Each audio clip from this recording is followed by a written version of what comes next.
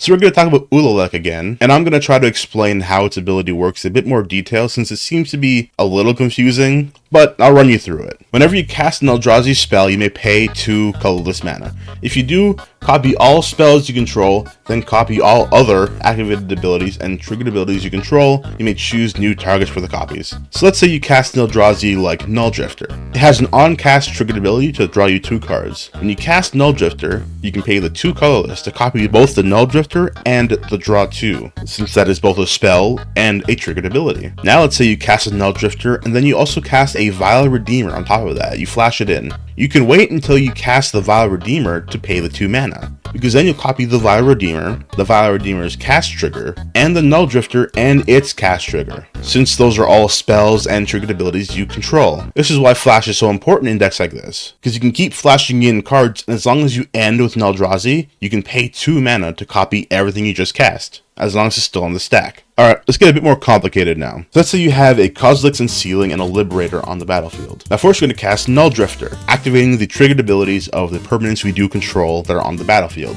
Then we're going to flash in Ulalek's Nullifier, once again triggering the abilities of the permanents you control. For our last spell, we're going to cast Kozilek's Command for X is equal to 3. A lot of things going on, right? And now, because this is also an Eldrazi instant, we're going to pay the 2 colorless. So what happens now?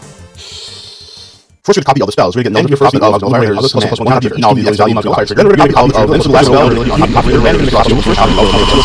So altogether, we get 2 copies of Null Drifter, 2 copies of Nullifier, 2 copies of Kozilek Command. We're going to draw 10 cards altogether, make 4 Eldrazi spawn, and put up to 6 +1/+1 counters on Liberator if the appropriate amount of mana was spent on the spell cast to make it trigger. Whew.